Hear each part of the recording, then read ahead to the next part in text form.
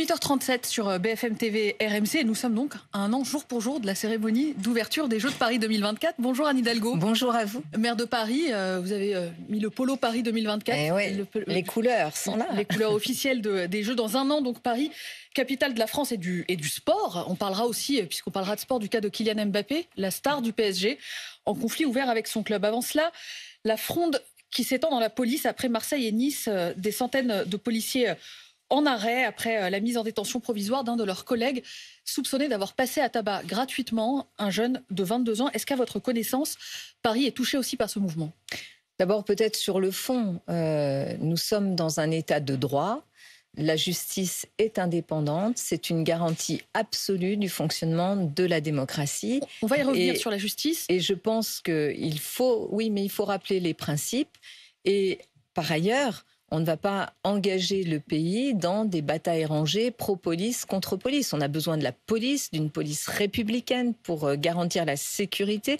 Et la sécurité n'est pas l'opposé de la liberté. Sur Paris, je vois comme vous, je n'ai pas encore fait le point avec le préfet de police. Je vais faire le point avec lui sur le mouvement qui s'étendrait. Donc, je n'ai pas d'autres informations. C'est d'ailleurs à l'autorité du ministère de l'Intérieur de donner ce type d'informations. Qui ne vous a pas communiqué pour l'instant. Pour l'instant, non. Mais vraiment, j'insiste sur le point. Notre pays, une police républicaine, justement. Notre pays a besoin d'apaisement, a besoin de discuter de cela. Quand le patron de la police nationale, Frédéric Vaux, dit hier à nos collègues du Parisien aujourd'hui en France, avant un éventuel procès, un policier n'a pas sa place en prison, même s'il a pu commettre des fautes ou des erreurs graves dans le cadre de son travail. Je crois que les choses ont été dites. Personne n'est au-dessus des lois et bien sûr que la garantie de l'état de droit, c'est l'indépendance de la justice. C'est aux magistrats. Il a remis en cause la justice en disant cela ? Écoutez, je ne vais pas remettre 1 euro dans le jukebox. D'ailleurs, d'accord, la situation est très grave.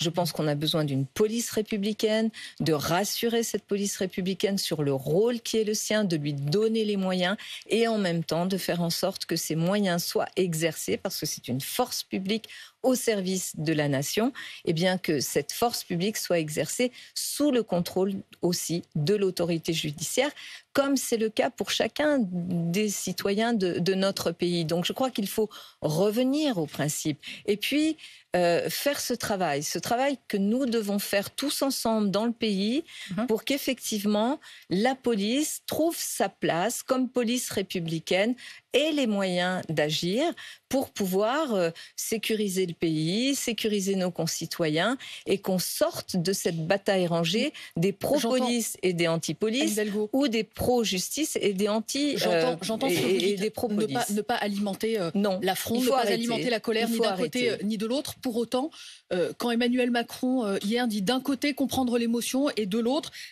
des mots que vous venez de répéter, que nul n'est au-dessus de la loi, est-ce qu'il reste au milieu du gué ? Il y a une remise en question de la justice par le président, le patron de la police nationale. Dire d'un côté je comprends l'émotion et de l'autre nul n'est au-dessus de la loi, c'est quoi ? C'est refuser de prendre parti ? Il est dans son rôle ? Je pense que maintenant il faut passer aux actes. Et passer aux actes, c'est ouvrir ce grand chantier de la police républicaine, du rapport de la police à la population. Les policiers font un travail extrêmement dur, extrêmement dangereux. Vous dites qu'il faut ouvrir le lien. Donc pour vous, il y a une question qui se pose aujourd'hui sur le lien des Français à leur police. Il y a une question qui est posée quand on voit la façon dont les réactions se déploient et quand on voit l'état d'émotion dans le pays. Ce qui s'est passé avec la mort de Naël est quelque chose d'inacceptable dans un pays comme le nôtre. Mais il faut, au-delà des condamnations, au-delà des polémiques, au-delà des propos, moi j'en appelle aussi la classe politique dans son ensemble, à revenir elle-même à la raison. Il faut ouvrir un débat, non pas pour faire une bataille rangée, mais pour trouver les moyens. Il faut passer aux actes. Les policiers ont besoin de moyens, ont besoin d'effectifs. On leur en donne pas assez ?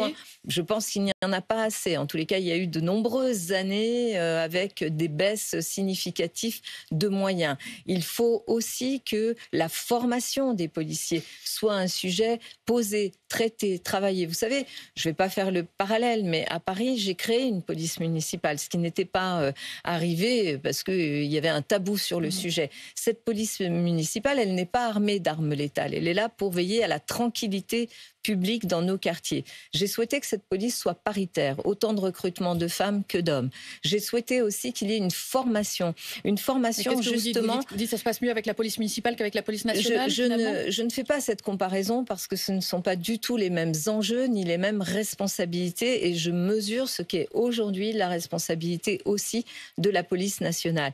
Je dis simplement qu'il faut vraiment, au-delà des paroles, au-delà des polémiques, au-delà de l'instrumentalisation qui peut être faite ici et là et partout, qu'il faut poser ce chantier de la police dans l'état de droit, c'est-à-dire évidemment sous le contrôle de l'autorité judiciaire. On l'a vu énormément déployer dans la capitale, cette police, à l'occasion des débordements qui ont eu lieu en marge des manifestations sur les retraites, aussi plus récemment au moment des émeutes début juillet. Est-ce que vous avez pu chiffrer le bilan de l'ensemble des dégradations sur l'année et est-ce que vous avez avancé avec l'État sur les modalités, qui reconstruit, qui paye ?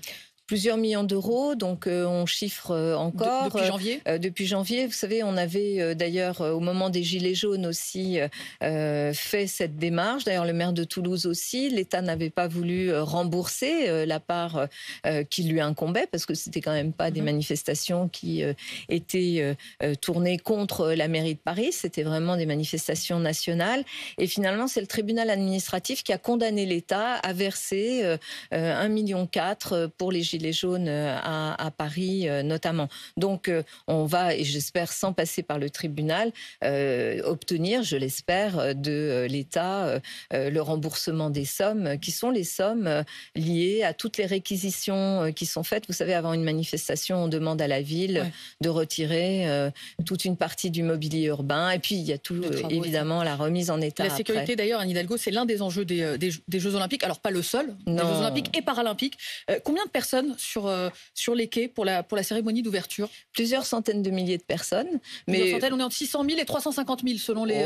on va être très nombreux et je pense que vous savez, ce débat autour du chiffre est un débat peu intéressant. Ce qu'il faut, c'est que l'on puisse pas pour ceux qui veulent assister. Alors, il faut que l'on puisse mettre le plus grand nombre de personnes sur les quais, notamment, parce que la grande nouveauté, c'est quand même plusieurs centaines de milliers de personnes qui vont pouvoir assister gratuitement à la cérémonie d'ouverture des Jeux. Ça n'est jamais arrivé. Qui nous écoutent et qui ne connaissent pas forcément Paris, il y a des quais hauts et des quais bas au plus près de la Seine. Voilà, et donc là, sur les ponts, sur les quais hauts, on va pouvoir assister à un spectacle extraordinaire. Donc il faut qu'il y ait un confort et une sécurité pour toutes les personnes qui pourront accéder à la zone, donc plusieurs centaines de milliers de personnes. Vous savez, par exemple, lorsque l'on a fait Nuit Blanche le 5 juin dernier, on avait 3 millions de personnes qui étaient sur le secteur des quais de Seine et ça s'est très bien passé sans aucun incident. Je n'ai pas encore le chiffre. On y arrivera sur le défi justement de la sécurité. Bien sûr, je n'ai pas encore le chiffre. Les compagnies privées peinent à recruter. Alors, je finis ma phrase. On n'a pas encore le chiffre sur la fréquentation pour le 14 juillet, mais le 14 juillet, c'était plusieurs millions de personnes et ça s'est passé sans aucun incident. Il y a un travail très sérieux qui est fait, auquel je participe aux côtés de Gérald Darmanin et du préfet de police. C'est sous leur autorité. Ils ont aussi mis en mouvement tous les recrutements nécessaires, notamment vis-à-vis de la sécurité privée. De ce point de vue-là. Oui, on sera prêt. Et franchement, vous savez, bien sûr que les Jeux, pour que la fête soit belle, pour qu'elle ne soit pas gâchée, il faut se prémunir contre ceux qui voudraient venir gâcher la fête. Et il y en aura évidemment. Mais aujourd'hui, moi, j'ai vraiment confiance dans la nature du travail qui est engagé. Et au-delà de cette question de sécurité, les Jeux, c'est quand même un moment aussi très fédérateur. Vous savez, c'est un moment très enthousiasmant. Et pour une ville comme la mienne qui va accueillir les Jeux, bien sûr, c'est beaucoup de travail, c'est des années de travail, mais ça va être aussi un moment extraordinaire. Et pour moi, en tant que maire de Paris, c'est une accélération. Oui. C'est d'abord des jeux écologiques et grâce aux jeux, j'aurais pu faire en 5 ans ce que normalement j'aurais pu mettre 15-20 ans à faire. Par exemple, nettoyer la Seine pour qu'elle soit baignable et en 2025, il y aura 3 bassins, on nagera dans la Seine, ce qui est quand même pas rien, c'est pas comme ça. Une promesse de Jacques Chirac, maire de Paris. Oui, il y a déjà et vous savez, c'est pas un gadget quand on regarde l'adaptation des villes au changement climatique. Ça fait très longtemps que je m'y suis engagée et parfois pas toujours très accompagnée. Les Parisiens, oui, mais enfin bon, on nous a souvent raillé sur le fait que on faisait baisser la la pollution et donc réduire la place de la voiture, et que l'on était en train de nettoyer la Seine pour pouvoir nager. Tout cela fait partie d'un projet pensé en lien avec le changement climatique, et les Jeux auront accéléré cela. Il faudra d'ailleurs renoncer à la voiture pendant les Jeux, parce qu'il y a tout un tas d'aménagements à Paris, Anne Hidalgo, des zones de sécurité pour au plus près des lieux de compétition, des fan zones aussi qui vont être déployées dans la capitale. Est-ce que ça veut dire qu'il faut d'ores et déjà se dire, bon, l'année prochaine, il y a 2 mois dans l'année où il faudra utiliser ses jambes? D'abord, si on peut utiliser ses jambes 365 jours par an, c'est mieux pour ceux qui peuvent le faire. Si on peut utiliser les transports en commun, c'est beaucoup mieux parce que c'est moins polluant. Qui sont si saturés, on peut faire les transports en commun, qui sont en train compris, aussi, et je l'espère, de retrouver leur niveau qui doit être le niveau d'un service public. Ce n'est pas encore le cas aujourd'hui, je suis d'accord avec vous. Ça, c'est une affaire de la région. Et par ailleurs, faire du vélo aussi. Ensuite, il y a des gens qui ne peuvent pas faire autrement que de prendre la voiture. Je pense aux personnes pour les urgences, à mobilité réduite, les urgences, des personnes âgées, des personnes qu'on doit transporter, les commerçants aussi, évidemment. Eux pourront circuler en voiture. Alors, eux, évidemment que l'activité économique et l'activité tout court ne va pas s'arrêter, mais pour tous les autres, ça sera plus raisonnable. Pendant les Jeux, comme avant et après, parce qu'il y a un certain nombre d'aménagements qui, évidemment, vont rester. Vous savez, quand je dis que les Jeux auront accéléré la transition écologique de Paris, c'est aussi en termes de mobilité.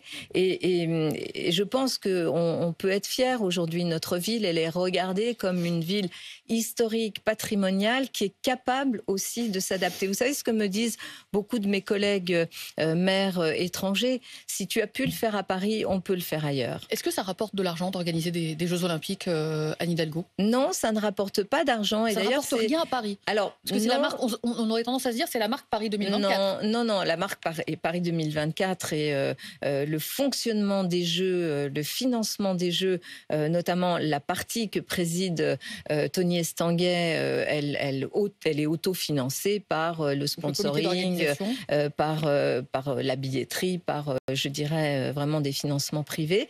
La partie publique, ce sont des investissements.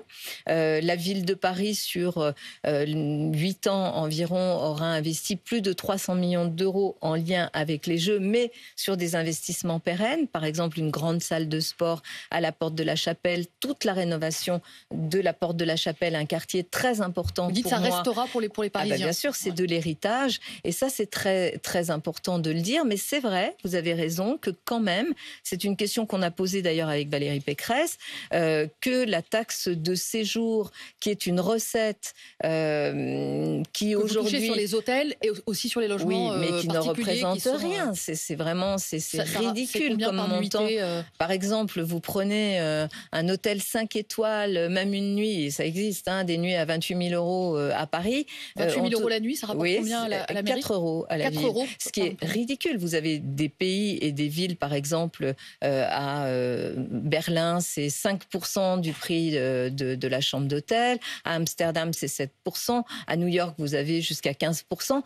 Nous demandons quand même que l'investissement que nous faisons, le fait que, et tant mieux, le secteur touristique, le secteur des hôtels, restaurants vont très très bien s'en sortir pendant cette période des Jeux, parce qu'il va y avoir de la fréquentation, et bien qu'il y ait un retour légitime sur les collectivités, la ville, la région, qui ont investi massivement. Ça ne doit pas être porté essentiellement et intégralement par les Parisiens. Mais il y a peut-être un point, si vous permettez, sur lequel nous ne sommes pas prêts, et je voudrais insister là-dessus, c'est quand même la place des personnes sans domicile fixe. Moi, je ne peux pas me satisfaire de la petite musique qui consiste à dire pour les Jeux de Paris, de les relocaliser, de les transporter dans d'autres villes qui peuvent les accueillir. Absolument, et j'ai dit au président de la République la semaine dernière, puisqu'il avait réuni un comité olympique autour de lui, je lui ai dit sur ce sujet-là, je propose que dans l'année qui vient, nous puissions travailler ensemble pour comme nous le faisons en matière écologique, créer aussi un héritage de solidarité, que nous mettions en place des systèmes beaucoup plus pérennes sur l'hébergement d'urgence des personnes à la rue, parce qu'il faut trouver des solutions. On ne va pas les trouver dans l'urgence. Il faut vraiment que notre pays prenne ce sujet à bras-le-corps. J'y suis prête et j'espère que le gouvernement suivra, évidemment. Appel lancé à Emmanuel Macron. Puisque vous évoquez le président, il y a 2 ans, il s'était immiscé dans les négociations contre Kylian Mbappé et son club, le PSG, en disant à la star du PSG, je veux que tu restes, tu es tellement important pour le pays. Il se trouve qu'il y a une offre actuellement des Saoudiens qui sont prêts à faire jouer Kylian Mbappé dans leur club Al Hilal pour 300 millions d'euros. Est-ce qu'il faut, coûte que coûte, garder Kylian Mbappé à Paris ? Ça, c'est une question qui est posée au PSG. Enfin, je comprends pas du tout à quoi joue le PSG. Ils ont le meilleur joueur du monde. Kylian, c'est le meilleur joueur du monde. Ils lui demandent de s'engager au-delà de l'année supplémentaire. Ou alors ils sont prêts à ne pas le faire jouer. J'avoue que je comprends rien. Mais évidemment que Kylian est un joueur extraordinaire. Il faut le garder à Paris. Moi, j'aimerais le garder à Paris. Je crois que c'était aussi sa volonté de rester le plus longtemps possible à Paris. Donc la question, c'est plutôt à quoi jouer le PSG.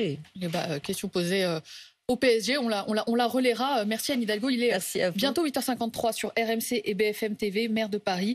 Merci d'être venu à ce micro ce matin. Bonne journée à tous. Merci.